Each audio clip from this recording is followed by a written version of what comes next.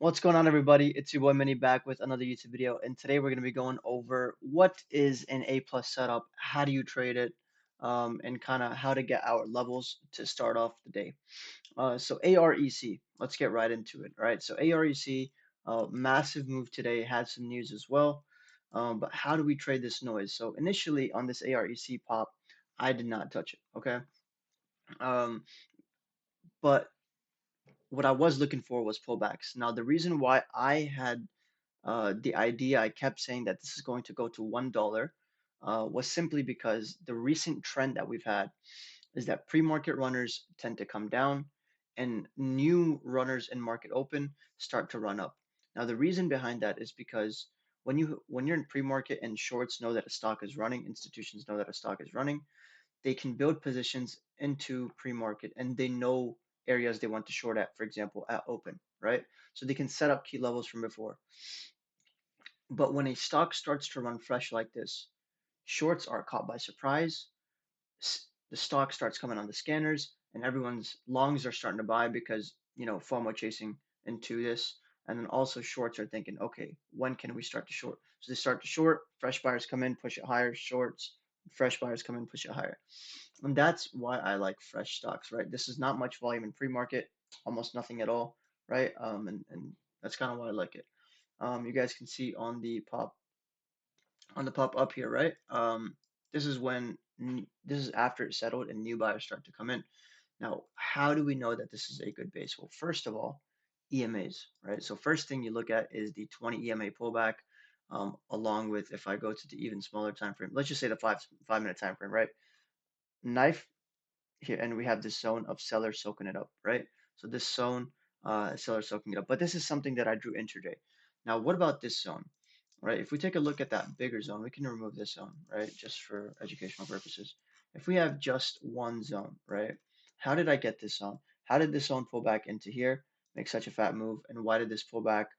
Massive volume came in, and then why did that make that reversal? EMA reclaim, and why did it make that such big move, right?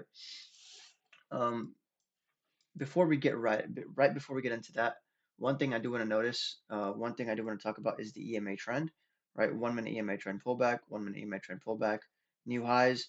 You break the EMAs, you retrace back into it, retrace back into EMAs. Now shorts have control.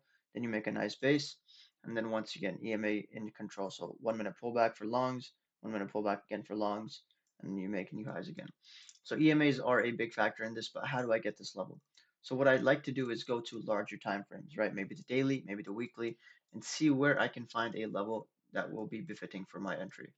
So now at the time, it was around this price range, so that's why I drew this zone. But one thing I do want to say is that, let's talk about why I drew this zone. So basically, on the weekly time frame, I'm looking at, okay, if this is where sellers are, right? This is where sellers are previously, right? This wick right here, draw that out, right? This is where sellers are, okay? If this is where sellers are on this wick, and we've already broken over it, where can buyers step in? On this level, where can buyers step in? Well, obviously, we have buyers down here.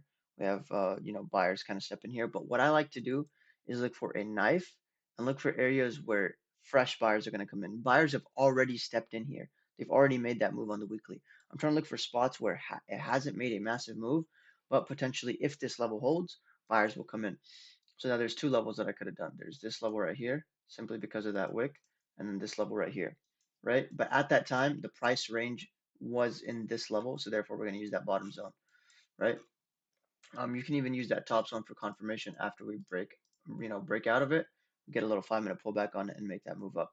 Even right now, right? If we do come back into this zone, what you would want to see is, whatever, either soak up here and then move back up, or even just consolidation within here and then reclaim for that move up, right?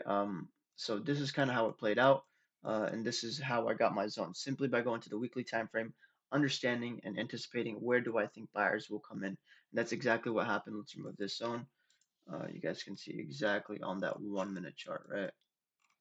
Right on that 1 minute chart, boom, perfect soaks, volume stepped in, and another confirmation here as well before that EMA flipped to highs. So if you guys enjoyed this video, make sure you guys like and subscribe. I will keep giving tips here and tricks. Make sure you guys are using the larger time frame to be able to find your key levels to execute on the smaller time frame. It's been Minnie. Peace.